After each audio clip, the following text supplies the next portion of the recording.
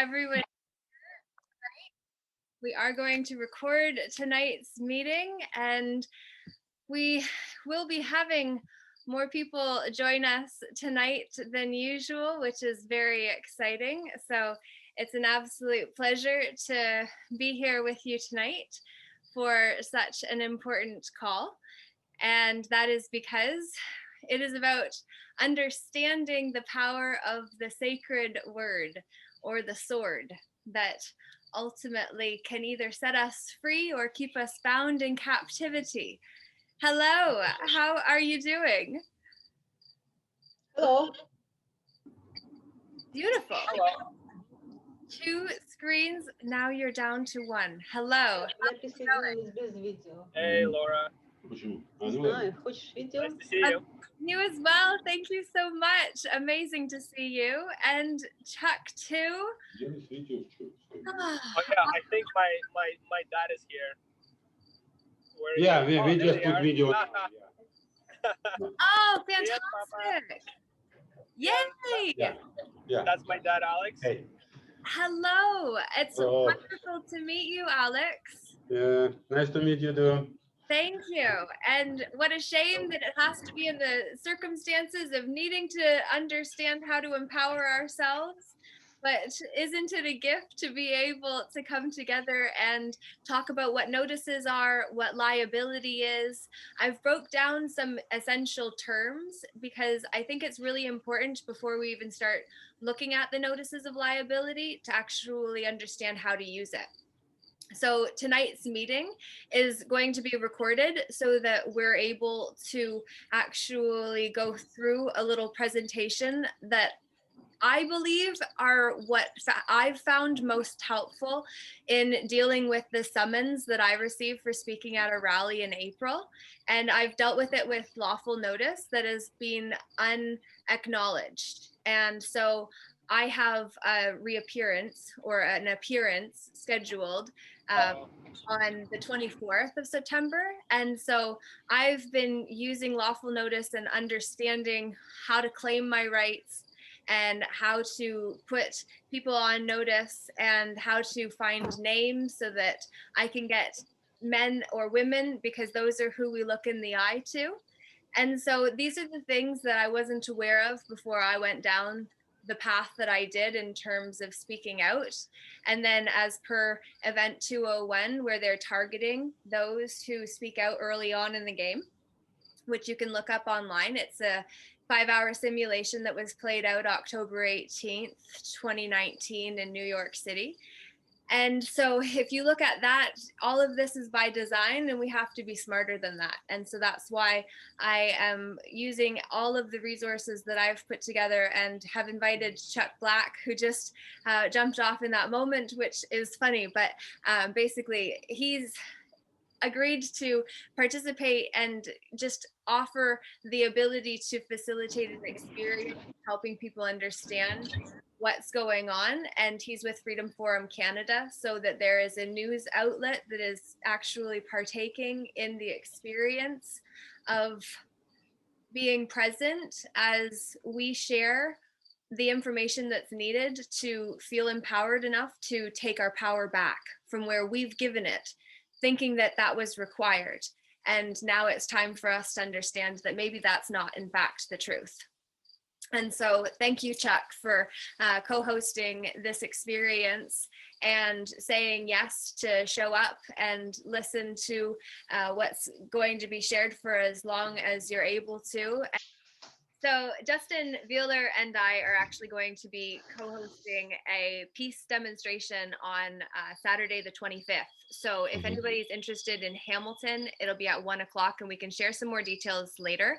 All right, well, thank you for sticking in and bringing the mountains. How absolutely perfect, considering Kessa just joined in that moment when I pointed out the mountains, and she is our BC representative who is also going to be hosting some events in BC, in Kelowna, on the 18th and the 25th as well. So it's awesome to have you here, Kessa. She was the one who introduced me yesterday to the ones who are standing with The Last Stand, which is an incredible cause. out on Vancouver Island that we all really need to be standing behind more too. So I was kicked off of the call for quite some time, Kessa, so it's great to have you on. I did prepare a presentation just to break it down, some of the things that I've found to be the most useful through my process of going through what I have in response to a summons that I do not consent to. And so I want to share what I have found to be the most empowering information that I have come across in combination with my understanding of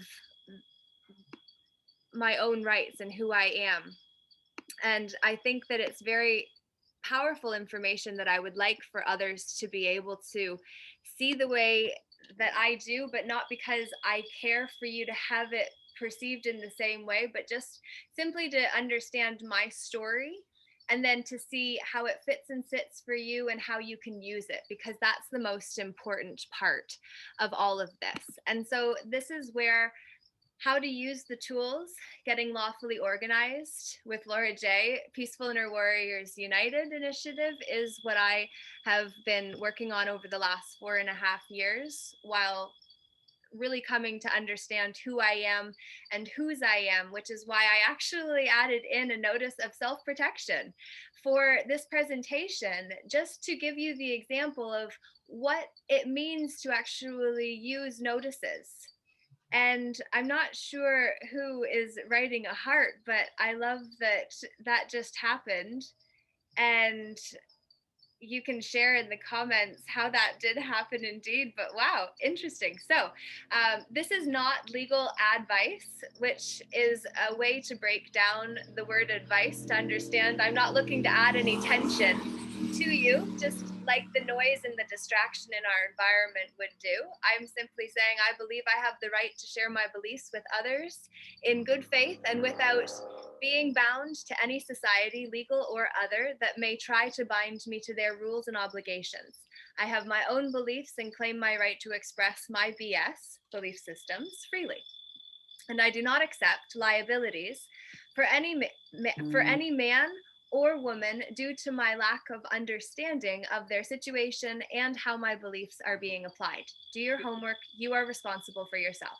So this is my disclaimer to say that any of this information you take, leave, use, it's up to you, but choose. And this is also to say, this is how you do it, because I'm simply saying I'm not responsible for anybody's use of what I'm using. And that's a notice, because I'm notifying you of this. And this is why it's right there for us. And we don't even oftentimes know that or see how that works specifically. Declarations on the right and responsibility of individuals, groups, and organizations of society to promote and protect universally recognized human rights and fundamental freedoms. This is actually an Article 6, in fact, from this bill or act. But what's important to note is that I've added compared to, because I'm just using this as reference because it's written, and the law of man, which stands above government, is the unwritten rule of God, individuated as an expression of that higher power. So common law is unwritten law. That's why you can live with somebody and be common law partners, and it be more powerful than when you actually bring the government into your relationship by having a marriage ceremony that then binds you to the government that connects you now and is part of a now three-way dynamic in a two-way relationship, you think, which is why it's so difficult to get out of them, which is why it's so important to simply understand our rights. And then these are where the definitions and distinctions to be aware of come in. Because what's important to remember is that we cannot be aware of what we are not aware of. So lawful versus legal, letters versus notices, responsibility versus liability, mandatory versus corporate policy. And this is really where the lines blur, because the mixed war that we're experiencing right now is between the private and public spheres. And the biggest thing that I keep saying, because I believe it's very important, is that the OPCA litigants argument that was created under Meads versus Meads case law, this is very important for us all to be aware of so that we can be aware of it and also not consent to it should any legal personnel try to put that label onto us, because OPCA litigants means organized pseudo-legal commercial argument litigants. And it means you're using some of their legalese, and it's a commercial, which is a contract argument, and you're organized with a group. Therefore, you're not thinking of your own accord. And it's very important to not get get bound up in group thinking, because that's when then you become just a number or just somebody in that group. And we really need to be personalizing ourselves, but not personalizing ourselves in the corporate way. We really need to be coming forward and standing as individuals. So lawful versus legal. Lawful as an adjective means conforming to, permitted by, or recognized by the rules. I can't quite see over to the edge. Recognized by law or rules. Merriam-Webster dictionaries, this was interesting, I found, because in Merriam-Webster dictionaries, they had actually these 4 definitions and a recommendation or a description for each of them that I wanted to include. So lawful may apply to conformity with law of any sort. Let me just get you muted if you're making a little bit of noise there. So, oops. All right, go back. Sorry. Okay.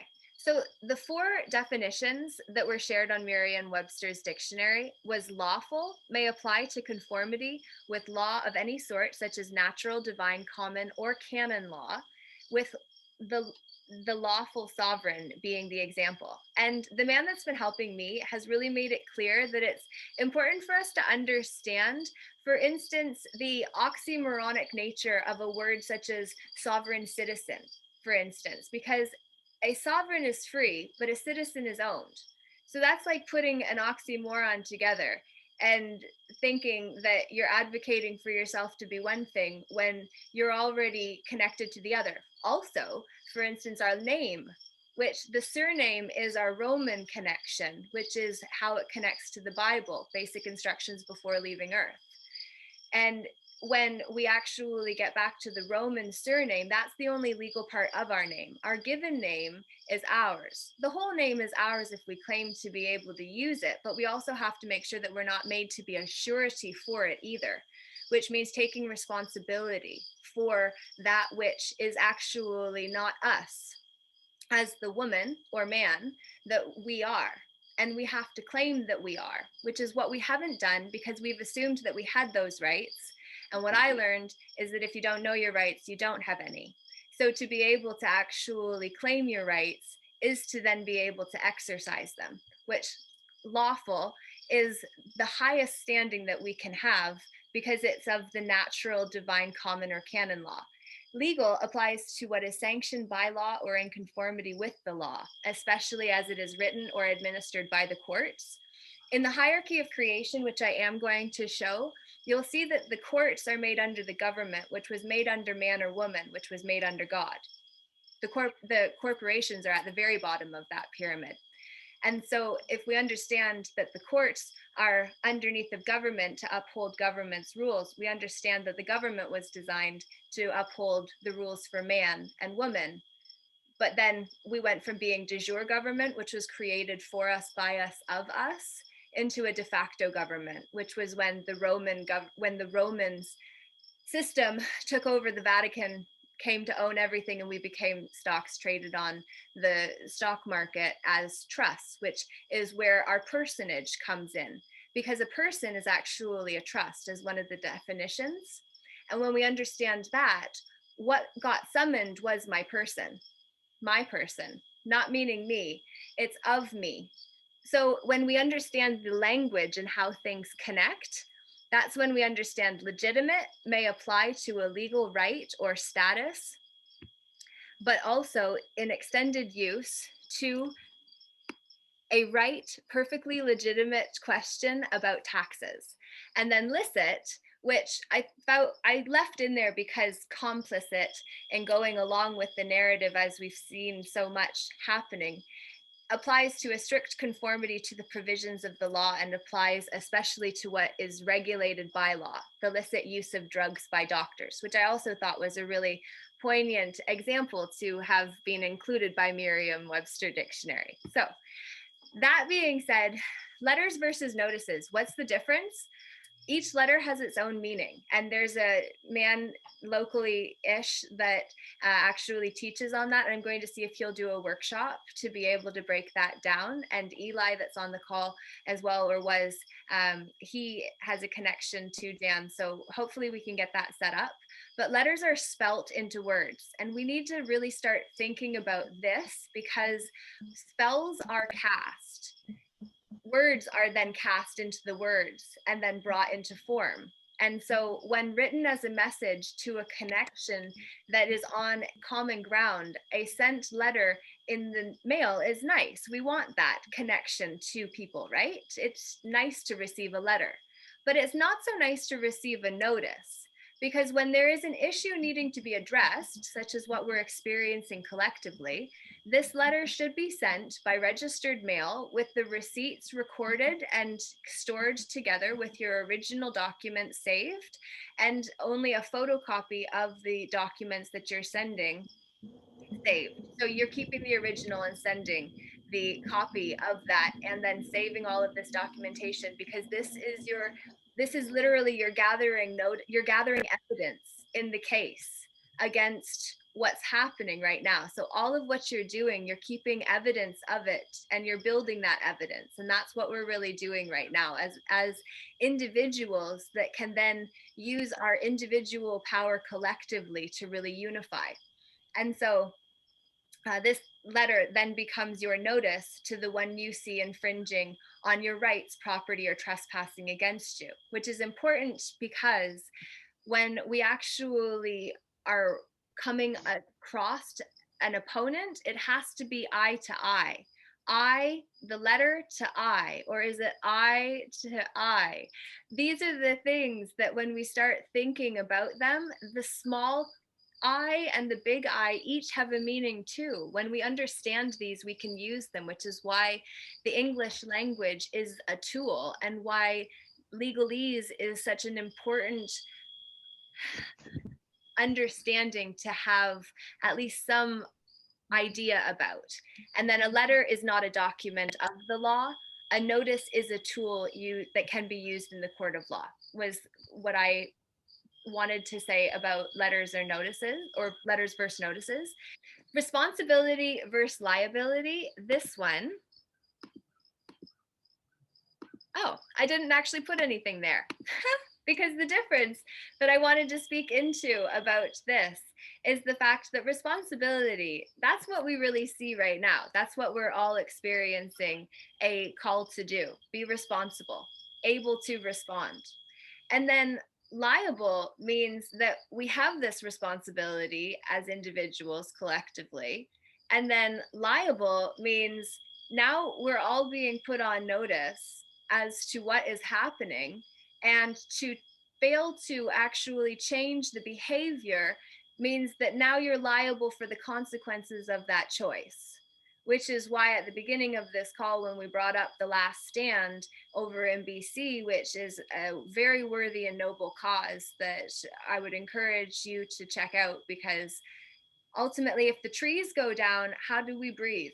And how does the environment and the ecosystem regulate itself when what has always breathed for and on behalf of us no longer can, because we've taken it out, literally, on leased land, because the government wasn't even responsible enough to hold on to it for us. So they leased it to a logging company for them to do whatever they want with over the 20 years that they're leasing it, and then they'll get it back when everything's been completely raped and pillaged. Is that useful?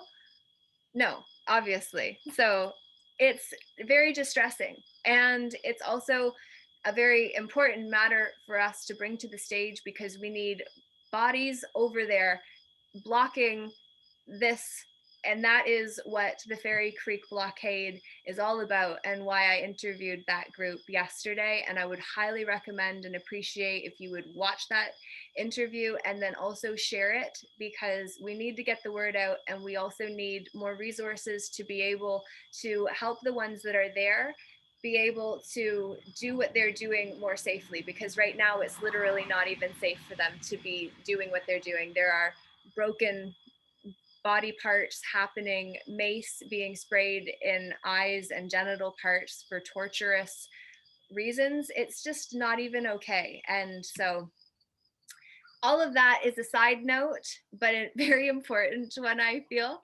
And then this is where I also wanted to kind of just talk about what the definitions of by law are. And so I thought it was kind of a nice, interesting play on words about the fact that we've got God's law and then we've got corporate law. And so that's really on the hierarchy of creation. When we actually break down the word, it's by law, which means by land, air, and water. And if we add in the S for space, that's God's territory, which is our domain and what we stand under when we stand as a man or woman. But then the corporate bylaws are a detailed set of rules adopted by a corporation's board of directors after the company has been incorporated. They are an important legal document for a corporation to have in place as they specify its internal management structure and how it will run, or how it will be run. The purpose of bylaws for corporations is to establish the company's management structure, procedures, and dispute resolution processes. This legally binding document serves as an operating manual for the corporation and is developed by its board of directors. So I wanted to just share that, because that's why earlier I said by comparison, or compared to, because it's only compared to this. I'm claiming a higher standing than that. So that is why I wanted to just reference what bylaws are compared to when we remember our standing by law as a man or woman, and the importance of claiming that instead of advocating to be a person, which is less powerful, but given more priority in a system that needs persons to own and then work off of and benefit from. So this then brings us into the mixed war with the private versus public. And the private versus the public, this is where we've actually got, I just realized that's very interesting that literally I didn't do this, and I thought maybe one of you guys did. And then now I'm kind of like, wait a minute, was that just like somebody messing with this and doing this and just letting us know that it's supported because they wrote a heart and then went away? I don't know. It just kind of came to me in that moment of like, oh, maybe that was interesting. So anyway, private versus public.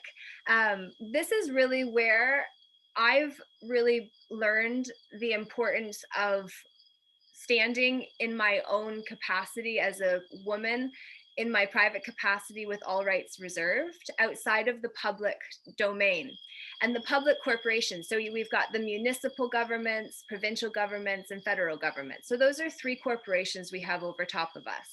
And then any other contracts or corporations that we've made agreements with.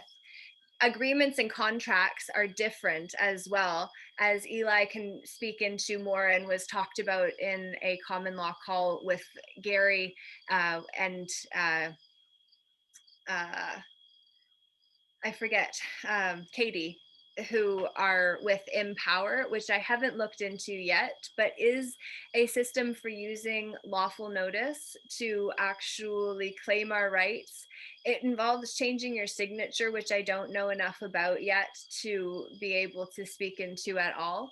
But I just reference all of that because we are really needing to understand how to stand in our private capacity and understand that just because the corporation of Simcoe or Norfolk County didn't like that I was speaking at a rally, they sent a summons for Her Majesty. But if Her Majesty's not coming to the court, then why am I showing up? Because I need a woman to be able to look eye to eye and say, what's the offense and where was the crime? Because so far as what I'm concerned, the only crime is the trespass happening against me, who has claimed my rights to not have to show up here and waste my time on a bylaw that I do not agree to, nor do I consent to. And I've claimed my right not to, and they've not been responded to, which is an act of bad faith. Good faith is to show a response within the allotted time frame, which I included in my lawful notices, and you need to too. These are the things that I've learned in the process, and I'm a little heated because it's like they're public officers that are private individuals serving in public positions that are signing on behalf of the corporation. And ultimately, I thought that I had my little de facto, my trusty little board. I wanted to show you this. You've probably seen this before, but this is the hierarchy of creation. And so this is what I've been saying in terms of God and then man or woman underneath. The government, which is two parts, because when it's for us, it's de jure. And then when it got flipped, that was when the Vatican and the Roman system came to the top with the commercial deals. I'm not well versed enough into that to speak to that as the authority in it, but at least to give the introduction to the concept of it. And then the public courts and the police that uphold the rules of the government. And then underneath of that is the private sector of the public domain, which falls underneath of the de facto government system, where the corporation is the private sector. And then private individuals step into the private sector of the corporation that is like the corpse that has no soul. So then we have to give it our life force in order for it to run. And then we are the private living soul that gives it soul, and then we become the private representative for that public corporation or the corpse. And if we understand that we are then becoming the representative for the corpse, is it not reasonable to understand that what we're actually doing is also accepting liability for what that pen signs with the hand that is ours, that is being set up to have to stay at a lower standing simply because we chose to be a role, a person, an employee, or something other than a man or woman in our private capacity outside of and above the public domain that requires us drop ourselves to a personage so that then it can own and control us. How's it going, Chris? Hi. Awesome to have you here. Yep. Sorry, I couldn't make it earlier. I wasn't home. No problem at all. Yeah. We were going over the hierarchy of creation, and I wanted to introduce that concept for the fact that notices of liability require us to actually understand that we are going to be needing to hold the man or woman personally liable for their choice to participate in what is happening. And so if we don't hold them personally liable and we try to hold the corporation liable for what is going on, that's when then we come into the situation of a man or woman is trying to charge a dead entity that can't exist. So then they have representatives to present that fiction. These are the things that we need to understand when we're using our pen and our hand to see why the Nuremberg trials back then said doing my job was just not a good enough excuse and you're still liable for the choice that you made, because at the end of the day, those orders that are executed, if we are not careful, will have other individuals at the end of those orders. And we've already got lifestyles and livelihoods and businesses and huge suicide rates coming up I've got a load of links that I wanted to make sure that people understood were available in terms of resources that different organizations have put together to be able to support people to advocate for themselves and use these notices of liabilities. But what I really wanted to do tonight is just have an opportunity to advocate for the importance of understanding the definitions, the distinctions, and also making sure that we don't actually get ourselves lumped under the OPCA litigants term while we're doing it. Because right now, what I believe, and I've said many times, the Mental Health Act is the modern day witch hunt. And if we're not careful, the Health Act then becomes the equivalent when asymptomatic used to mean healthy. And sanity is questioned currently because that was a more noticeable way to out yourself from the community and make others uncomfortable to the point where they weren't there to rally with the individual that was getting pushed out. And so then it was easier for the system to eat those people and turn them into patients, which is the intention from my perspective. And I don't mean to say that individuals that are working, the men and women working in those positions within the mental health system are not good people, because I believe there are great people that get into all of these positions for very noble causes. But what I do believe is that once we know better, we need to do better. And if we don't arm ourselves with at least the understanding of what could be used against us, which I believe OPCA litigant, the organized pseudo-legal commercial argument litigant term, if we're not at least aware of it and the fact that it does have many holes in it, we don't have to fall into the trap so easily. And so I would love to be able to share some of the messages that or the resources that are available. And I am sorry to hear that there are vax mandates potentials of individuals that are on the call and otherwise. And it's just, I'm experiencing the exact same thing with loved ones that are also reluctant, and not just reluctant, resistant, and won't. And so we need to understand that we may lose the position, but we need to make it as difficult as possible so that the ones that push us out understand that they're the bully that's going to be put on the they're going to be in the courtroom with us and being held personally liable, because that's the man or woman that's going to give you your dismissal.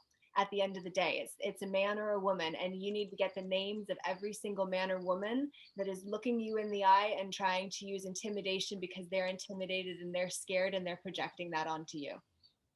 Laura, can I disturb you for a second? Mm-hmm. I just discovered there is some knob record in my computer, so I can record on my computer, but I still need to ask you permission, because if I don't understand something, so I can see later again and just make it clear. Is it okay if I put record? I would be glad to do, I would be glad for you to be able to do that, but because I'm recording it, I don't specifically know how to give you permission. It doesn't allow me to do that, but I will be posting this to YouTube. So I'll make sure that you're able to listen back to this. Okay. And I do appreciate that you're receiving enough value to want to do that, Alex. So thank you for that. Does anyone else have anything you wanted to share, contribute, ask at this point? Kessa, you're muted. I'll just do a quick share. I just had a little add-on to like sending out the beautiful love. I just had a nice meeting this morning with Vlad and another lady. So some of you might know Vlad Sokolov. So just adding on to We Choose Love, we're adding in like an inspirational book club so people can have a little bit more support with that. And then we're also figuring out a way to add in a crisis line for people so that they can call in and like have an ear to listen to. So this is all kind of new little developments, but I think like that kind of stuff is just as imperative, just to have more support and more branches of support and more voices for people to be able to reach out and have some help. So yeah, just a little add on there, you know. I'm so glad to hear that. Thank you, Kessa, and thank you for making the introductions, and Vlad, thank you for making the time to come as well tonight.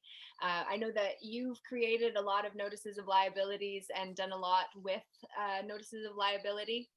So if you would like to speak into some of that, Vlad, I would love for you to be able to do so. Not here. Is he? Yeah, no, I'm here. I'm here. Yeah. I Oh, jumped you in are late. here. Yes. Oh, How's it going, hi. guys? Hey, Vlad. Hey. Good to see you all. So in terms of notices of a liability, I had several people within our movements, even from last year, from Hugs of a Mask. We created one for schools. It's still on hugsofamask.ca website, available under resources. And then after that, obviously different people are creating. So we're just amalgamating them. Or using or offering different options for people to use. So I don't think I will be necessarily a strong person to discuss exactly. I just know there's a variety of them. I know they are working. Obviously people using them at workplace, with businesses and whatnot. So it's more than anything just to show people that they are responsible, even though most people don't think they might be responsible for implementing these measures or trying to enforce them. So even this morning I was listening to, well, morning for me was afternoon for you guys, the rally that they held today in Toronto next to CBC. Jody, who's part of Will Essential, she created with Chris Weisdorf, I think almost like 50-page document, including notice, liability, etc. And people have been sharing that successfully with even, I think, sports kids associations, and they've been going back on their policies or whatever. So it is working. Again, I've been saying this since day one, and I'll just finish for that. And thank you for the opportunity. The government has only two things working for them since day one.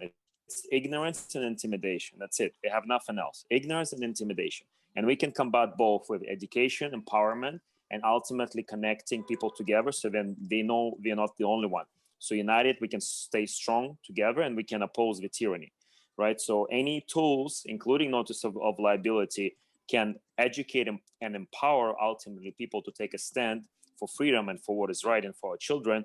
That's a fantastic tool, and we should be all using these tools and many others that help us to achieve that outcome.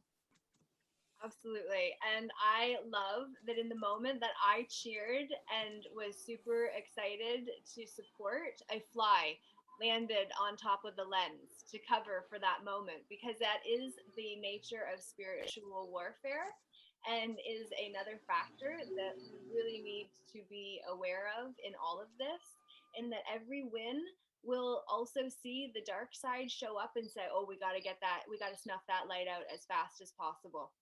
So we have to understand that we do have to really protect ourselves energetically and spiritually through all of this, because the more that we stand up, the brighter our light shines, the more threatening we are, and that's what the controllers cannot afford.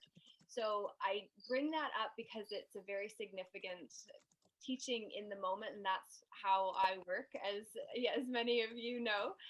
Chris, I wanted to actually give you an opportunity to speak into what Vlad had mentioned, please. So in just in terms of notices of liability and in terms of what the law really is? Sure, yeah. Well, I mean, okay, what's going on is what is going on right now is a legal fiction. I should make that clear. It is fiction. The lawyers.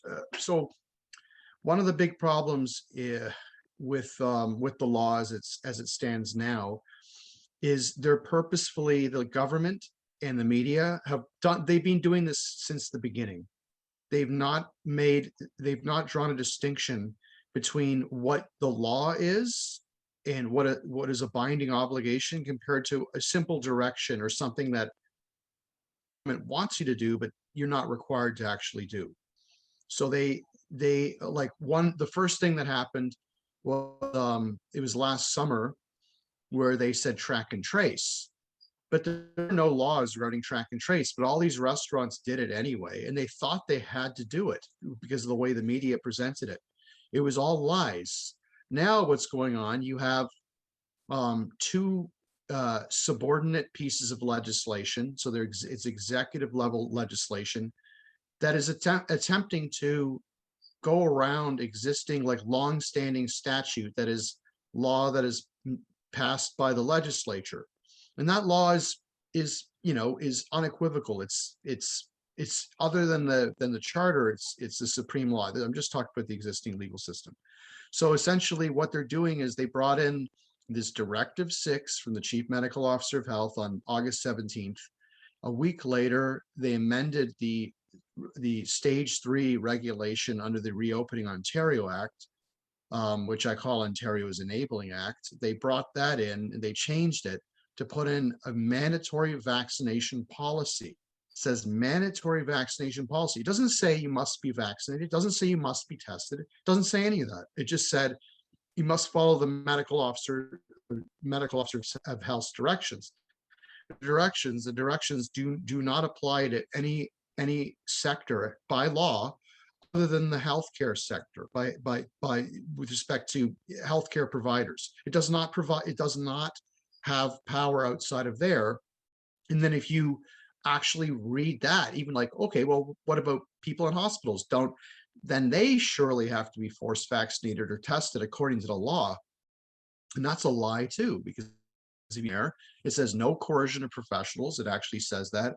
And then it says no one may be required or compelled to provide a bodily substance for testing without their consent. I mean, I could read it to you directly. I have all the documents. The point is, with respect to employers and employees, there is no obligation today, whether you're in a health sector in Ontario or anywhere else, to be vaccinated. There's no requirement to be tested. There's no requirement for anything. There is a requirement for a policy, and the policy could be like, well, get vaccinated if you can. Here, we'll make it available to you. Get tested if you can. That sort of thing. It's a policy. It doesn't require you. It doesn't require the company to break the law or you to give up your rights, because the rights are delineated by the province. So the law is very clear about consent, and our legal system revolves around consent, like for centuries and centuries. It revolves around consent. That is the entire point. That if someone tries to coerce you or to violently, make you do something. So coercion doesn't necessarily mean violence, that it's threats, like what's going on now. We'll take your job away from you if you don't comply. That's coercion, and coercion or violence is something government was meant to. It was specifically designed to protect life, liberty, and property. And now the government is destroying life, liberty, and property, and there's a segment of society that is cheering them on, and that's the biggest problem of all. So to be clear, none of this is legal because we have existing privacy laws. We have the Occupational Health and Safety Act, which says that in a medical surveillance program, the employee to consent to it. The privacy laws say you have to consent to it. The Healthcare Consent Act, which is Ontario's version of the Nuremberg Code, says you must consent to any medical treatments, including a single chiropractic treatment, by the way, which is not an experimental medical treatment. That is all in the law today. And there's quite a bit else that is outside of the actual statutes that were written by the legislature involving the courts regarding bodily autonomy and the ability to choose for oneself. So what they're doing now, all of a sudden, we're talking about, they just did this in a very short period of time. They didn't change any law. The province is not requiring anything. The only thing the province did change yesterday, again, this is to maximize confusion, and this is what even lawyers don't seem to understand, is they made it mandatory for when going to certain places to provide proof of vaccination, their certificate of vaccination ID, the real COVID, as I've been calling it since April of 2020 and predicting that. And the whole thing is, it says that with respect to certain locations, but if you read it's very simple. I can post it. Well, if I can find it. Yes, I can. Actually, I do have it ready. I can just post it in here and show you what's in here. You could read this for yourself, and you'll see it says it only applies to patrons, essentially customers. Does not apply to employers or employees. They could have easily added that there. They could have said employers or employees. Does not say that. So literally, like, all the garbage legal opinions going around right now, they're on them all according to a particular script. They all completely ignore the concept of consent or informed consent. It completely removes consent from the equation. Not one of these legal letters, not one of them has mentioned consent.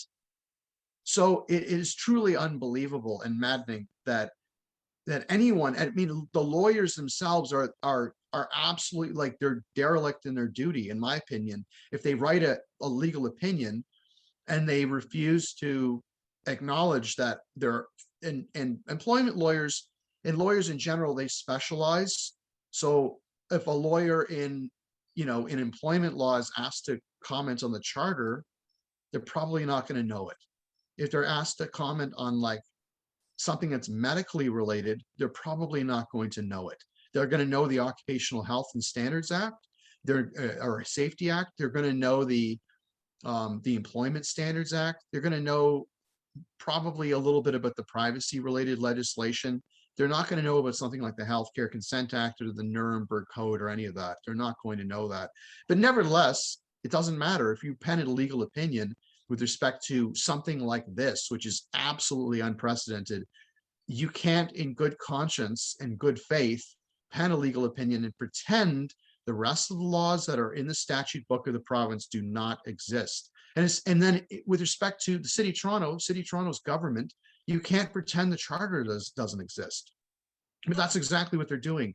And people are just going along with it. So I've told people repeatedly, well before this, I've been giving these talks since the beginning of, I give these seminars, I call them discussions on defiance. I've been giving them for the past 2.5 months. And I gave my first one on forced testing and vaccination on July 21st. So well before this was actually forced, I saw it coming. I've seen it coming for a long time. And the fact is, people just do not, they're not willing to fight, and they are simply pretty much willing to cave. And I've seen this. I've seen one dad and his son, he caved. Chris, yeah. That's maybe the way it has been, but we've got people that are showing up because we want to actually do something and are willing to do something, and we've got a pen in the view, literally, in that moment. So yes, and we also have to understand that anger and fear feed the old grid system. Yes. And yes. So we cannot afford to put our energy into that. Defiance and understanding defiance is important, but then being able to actually have an empowered step to use from there. So actually making sure that we've actually claimed our rights and sent off the notices to put people on notice that we're aware that there is a problem and that they have a responsibility to do their part to correct it. And then we follow up with further notices, and we do everything we can to make sure that we are not actually caving to the bully. So anybody that is in a situation where you are being faced with medical procedures that are not okay, or anything else that you are not okay with, you have a duty to yourself to respect yourself enough to claim your rights, to not consent, and to stand behind that. Because what I've come to understand, even just today, it really became clear to me, is that this is all about the standards that we are willing to settle for. So in the scheme of things, that glass ceiling of our self-image and what we believe ourselves to be worthy of is ultimately what right now we're pressing up against. And some of us have a line further out than others. But the problem is that some people have already crossed that line and are feeling regret for having done so. And we need to make sure that we are supporting people through that process. Eli, I did want to give you an opportunity to be able to share as well, because you helped Paula and I, and well, we had a conversation when Paula was putting together the notices of liability that are a huge resource. And so I do have a string of links that I want to make you aware of. So I'm going to be showing these in a moment. And this powerful 5-minute video of Julie Paness is incredibly important. She is a professor of ethics, or should I say was, until September 8th, when she was walked out of her position. And after 20-year tenure at the university, she was no longer an ethics teacher after having delivered that final lesson. So we're not necessarily going to watch that tonight because you can do that on your own, but I'm going to show you that slew of domains for you to be able to see what resources are available to you so that you can use the notices of liability that are available as reference templates. I should tell you about Julie Julie Panesi. She got fired today. It was today. Today, she got fired. She told me.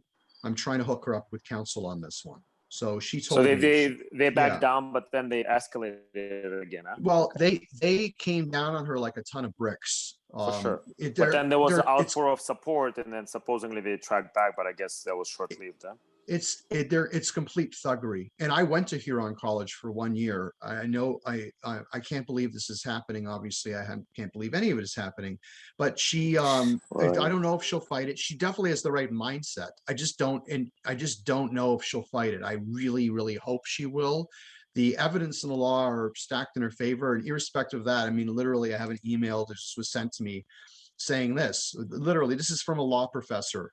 He's from here, but he teaches in the worst place in the world, pretty much. He teaches in Australia. And he said here, he goes, I will repeat what I said at the very start of this pandemic in March and April of 2020. There's no way the judges will overrule the politicians on this one. Firstly, they tend to agree with the pro-lockdown position. Secondly, on an issue like this, where most of the public is being inundated with fear porn and has no clue about the real statistical risks, you can't expect unelected judges to do the work that should be done by the politicos. I told one of the guys in this email chain this over a year ago. Once the politicians start actually acting, then a few judges might follow suit. This has to be fixed by lawful protests and political action and everything else that we're doing. But that's the whole point. Like, we have evidence before the court in our case. There are 11 uncontested expert reports. The government is dead when these are heard. There's nothing they can do to defeat us. But you know what they did? They paid off our senior counsel, and he blew the case. Now we will be heard, but this is how sick these people are. This is what's really going on. They paid off our counsel to blow the case. Well, psychopaths and narcissists are ultimately the toxic culture that is infiltrated the way that we have allowed society to exist. And we are the ones that are being called to step up now and actually demand change, because what we tolerate, the next generation embrace. And while I do not have children of my own, I see all of the people around me as children in varying stages of development, because ultimately we're all here to master ourselves, and we all came here without an instructions guide. And Eli, if you want to have an opportunity to share some of your understanding around the need to actually use notices of liability and hold people personally liable for their choice to know that this is wrong, and then now understand that they will be held liable and then continue to do so, means that they're doing it and using it. Okay, yeah, I'll speak out on that. First, I want to say hi to Vlad. My friend Artem asked me this morning if I've ever met you or anything, and you created Hugs Over Mass, so it's a pleasure to meet you. It's funny, in the same day I actually get to meet you that he mentioned you. Anyways, yeah, so like Chris was saying, it's all consent based. So basically, when they ask you to take the vaccine, they're making you an offer, right? Yes. if we know the law, we know that all offers can be countered. So what I suggest that people do, and what I've been helping people do, is write a conditional acceptance, namely on that they would answer a list of questions about the vaccine so that you have true informed consent. And this is the honorable way of responding. And it's not belligerent. You're not just saying flat out no. You're, you say something like, thank you for trying to keep everybody safe. I appreciate you trying to keep everybody safe. And because you are asking me to take an unauthorized medical procedure, I'm assuming that you've done the research and that you could answer these following questions, right? So it's actually called a notice to produce. And my law group, my friend Kate, actually came up with the questions and everybody contributed. So I think it's the best way to respond with honor. But I also have to put a disclaimer and say that when you submit this kind of paperwork, you have to know what you're talking about. And you have to know who you are within the law, so that the paper doesn't just stand for you, but you could stand on your paperwork and understand everything it says. So that if they come back and don't answer, you don't say, oh, well, they didn't answer me. What am I going to do now? You pretty much hold them to it. You make them answer the questions, right? And you don't back down. You don't say, okay, well, I'll just quit my job then because I'm not taking the vax. You make them stay in honor, right? You hold it to it. So that way, if they do fire you, you've already laid the groundwork for a wrongful termination, and you could get them back after that, but never quit. By like the man or woman, because these are the individuals. So Eli, I appreciate what you've just shared, and my brain just went, and so somebody, Vlad. Is that a good thing? But yeah. no, So I just shifted the energy, so it's just like sometimes like the energy goes because it's Vlad's turn. Sure. No, thank you. Just want to, first of all, great to meet you, Eli. I like what you're saying because I actually heard someone share an experience that instead of doing a notice liability, they presented this questionnaire form. Obviously, a few other people creating similar things, which is fantastic. And let's maybe dial in and create one like really, really strong one. And maybe you already have it, and that's amazing. What happens in that environment, instead of putting notice of liability in this environment, it actually creates an opportunity for learning for the other person, right? So it's not immediately like ostracizing yourself or maybe creating like a defense attack environment, which is obviously different energy, and maybe that would be the next step. But it would be really cool, especially if you have an opportunity to educate and impact someone, and ultimately we want to make a difference. We want to grow in our alliance with people instead of putting them against us. This approach is amazing.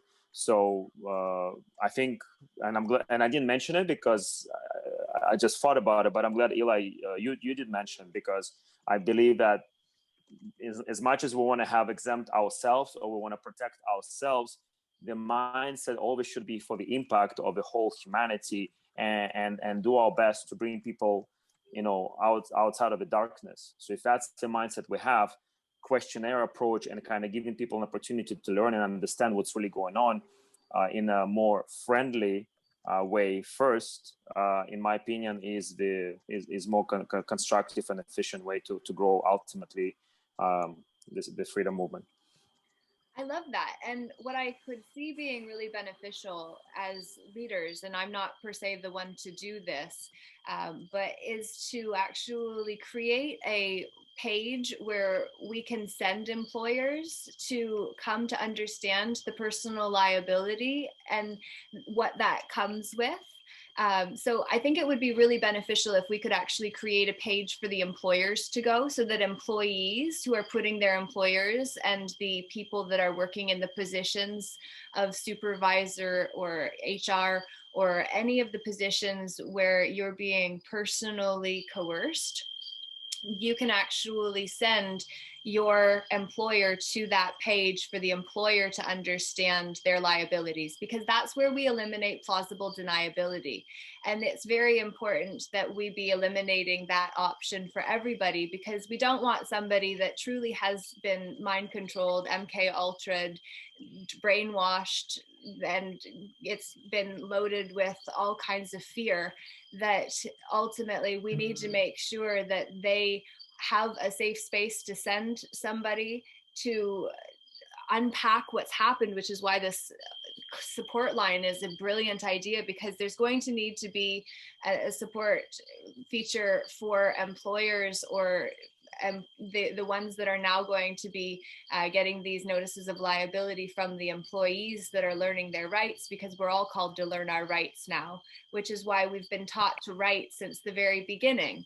And yet we don't make the connection about the important things that we're taught. And that's why they say, go back to the basics. When things get too big, go back to the basics. Learn your rights, learn to spell properly, so that we can then cast our words as wands that become the sacred swords that slice us free, as the swords that set us free instead of keep us in captivity when we don't understand the words. And so then we let others set our parameters, and that glass ceiling becomes way too low, because the corporate ceiling is way lower than what our potential ever could be. Is there anything anybody would like to make sure is covered this evening? This has been a wealth of information, so I'm really looking forward to pulling together the two pieces of recordings that have come so far when I got kicked off for technology issues because of the spiritual warfare. That's a really important piece. Alex, you were going to say? Yeah, I just wondering about this notice of liability. So I didn't completely understood what it means. Is it some text, is it some letter, or I can give it to some, or Yeah, I don't really understand. perfect. So what I'll do, Alex, is I'm just going to share, everybody can see the screen now.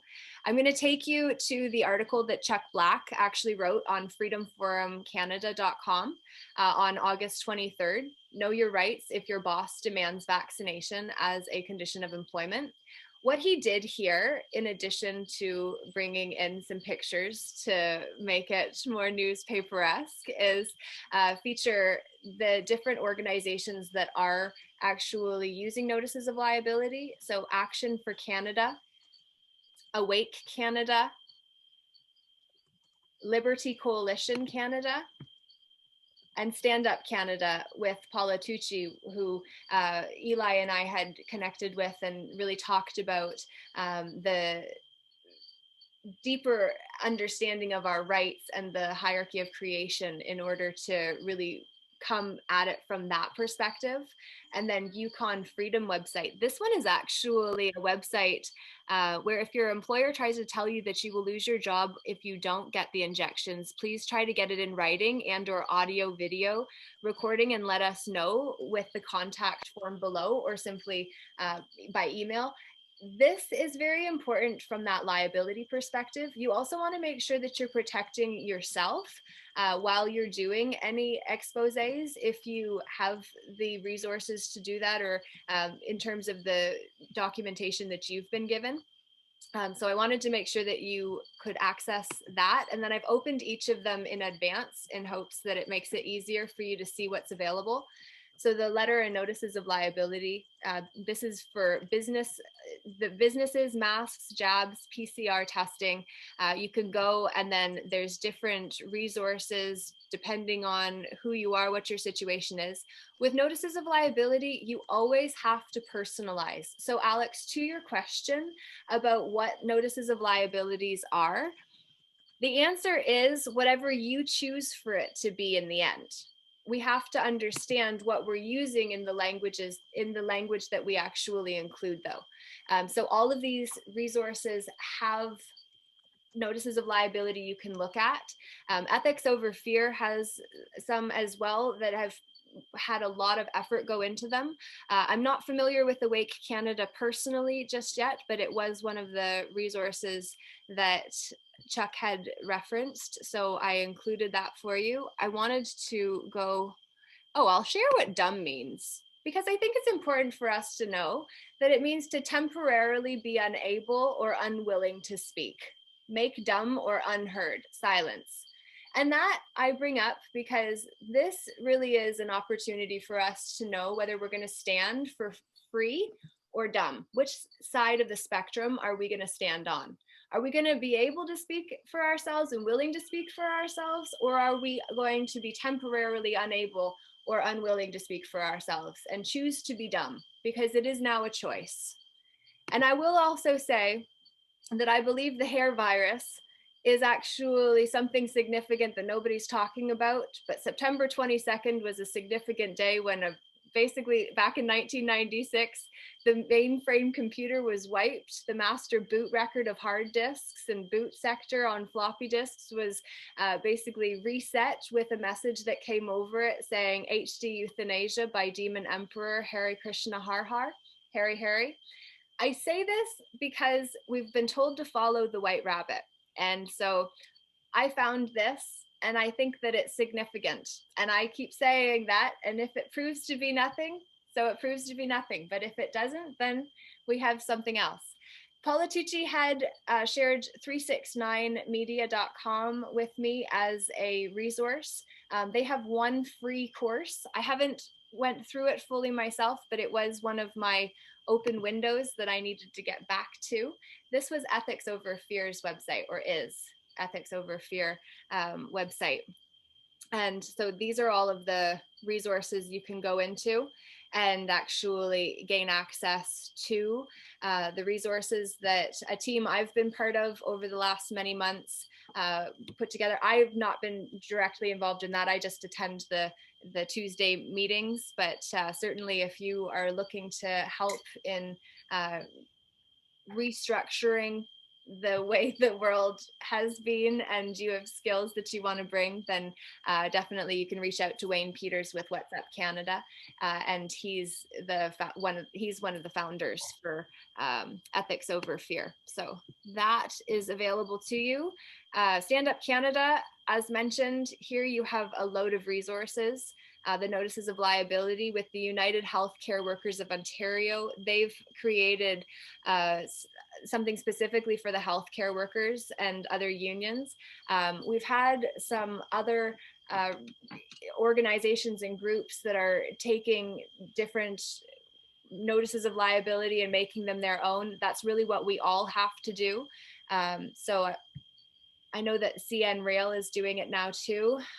This one is with actionforcanada.com. I just wanted to make sure that I left this, but this is an example of vaccine notice of liability with Action for Canada that they created. So this isn't to say that I'm endorsing this one specifically, it just happens to be the one that's up. And this is how they have chose to structure it. One thing that I would say is that with your notices of liability, make sure that you know all of the words that you are using, because legalese is a way that they change English from the way that we understand it to be completely otherwise. So anytime we're referencing something that we don't have firsthand knowledge or experience about, then that's hearsay unless we have personal testimony. And a testimony is different from evidence. I'm aware that Bergie has shared some stuff in the chat here. And so I just wanted to go back. Bergie said, I've stood in that since 1992 when the sickening care system wanted to do surgery on my spine and told me I'd never walk on my own again in numerous other surgeries. My auto insurance was supposed to pay med expenses after I was hit as a pedestrian, but all they offered me was numerous surgeries and injections. I declined. I was deemed non-compliant and recovered. Yes, absolutely. And then doctors and lawyers brought out by insurance companies to find anyone without conflict of interest. Insurance company interest is challenging, like finding a needle in the haystack. Yes. Well, the thing that we have to remember is the fact that lawyers are sworn first and foremost to the bar. So they can only ever represent a legal fiction that is not us, the man, well, the woman or man, but it's the person of us. So basically my summons came for my person. my person is my name in all caps. They've changed how they spelled my name too, to try to loop me into a different contract. And from my understanding, I've come to learn that they actually make an offer 3 times. And then they are, after 3 times, then I don't know what happens after that, but I'm about to get to my 3rd time on the 24th. So that's going to be interesting when we see how well the notices that I've submitted have worked in terms of when I go and stay on the record. So making sure that it is all for the record. I, the woman, Laura Hamilton, standing in my private capacity with all rights reserved, needing information because I've requested disclosure, but not using their forms. I've used my own notices to request disclosure, because if I use their notice, or if I use their request disclosure forms, then I'm in their jurisdiction. But if I stay out of their jurisdiction, then I am above what they have rule over. And this is why we have to be the kings and queens of our own dumb, and decide to express ourselves and use our voice, and to exercise the power of our pen. Brigitte said, I co-founded the CNDN Drug Harm Reduction Network and fought draconian policies. Extra med school lectures have been funded by pharmaceutics for decades, and doctors haven't been trained in ingredients and side effects for decades. Well, yes, because it's become a business and it doesn't pay to cure anyone in terms of a corporatocratic model that requires patients that need medication to be cared for. There's a lot more that comes when we are able to be patients for the government that are taxing our trust that you're worth your weight in gold is a very literal statement from my understanding. I don't know how to get a hold of that gold specifically, but you're worth your weight in gold is a reflection of the karma that your soul cleared in the lifetimes before now for you to be able to come here as the weight that you were, as reflective of the amount of abundance that is available to provide for you throughout your life here, because we are worth our weight in gold. I just don't know how to get to it. But on the stock market where your trust is traded, when your bills come to you as statements, did you ever wonder why? If it was a bill, wouldn't it come as a bill? But why do your credit card statements come as statements? Why do your utility bills come as statements? Except for if your trust paid them and then they were double dipping by getting you, the innocent, naive, us, I do too, but we are the ones they then get to pay the statement we think is the bill, but the bill was paid. We paid the statement. They got 2 payments out of us. Make sense? Crazy. Doesn't make It's true. sense. All of it. Eli, yeah. Like I'm not the one to speak into it specifically because I've been trying to learn about this. And last year at the beginning of this pandemic, which is what I say it is because it was written as all black magic has to be. They have to ritualize it in order to fulfill it. That's why they spellcast us with Holly Wand, where we pay a ticket and we pay an admission price to pay for their vision to be on the Tell Live vision that is a bigger picture, because we then pay a special premium to go to the theater to watch the gladiators of the modern day act on the stage that we think is special, when life is actually the sacred stage that we're all acting on. And each of you showed up today, so thank you, because you're betting on yourselves. You're sharpening iron, which is you, with iron, which is us. And so we appreciate you for stepping foot into this view. And whoever listens back to the replay too, there will be opposition that are collecting evidence. And if I have to one day go on trial, I did make my disclaimer at the beginning of this, that this is not advice. I am not adding any pressure or attention or vice to anyone, but instead am simply claiming my right to express and to advocate the BS or belief systems to the best of my ability that have come to be what I believe to be the truths so far as I see them, which doesn't mean that they are right, but it's the best that I've come up to tonight. So that's all I got for y'all that are here, and everybody else that's gonna listen back to the replay. And if anybody has anything else that you want to say in the last few minutes today, Kessa, I love you too, darling. I'm so grateful. I'm so grateful Dustin introduced us. I look forward to seeing what you are doing on the 18th and 25th in BC. That is so important. You're doing a training workshop on conscious communication, on connecting, on compassionate care in terms of how to bring that element into all of what we're doing. So yes, you should be very proud of your woman. She is standing in her power and she's helping other people do it too. And yes, absolutely do. Be very proud of that woman there and everybody else who's in this screen here.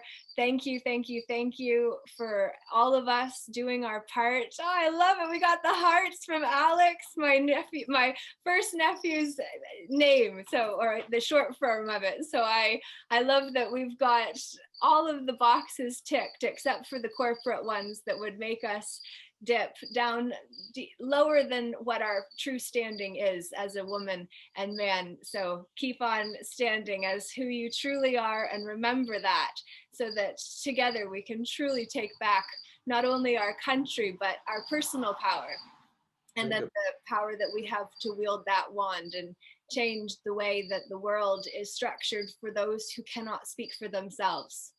Perfect. Okay, thank you, everyone. I have another call to jump on to, but thank you so much for holding this. And I'm sorry that I have not been able to participate previous to this, but this is great. Thank you so much. Exactly. Thank you, guys. Perfect. I left my email and my phone number. Anybody who wants to get a hold of me, text is always the best, or email. Thank you, everybody, doing what you can. Let's go. Yes. Woohoo! Awesome. Cheers, everybody. Nice chatting with you guys. You as well. Thank you.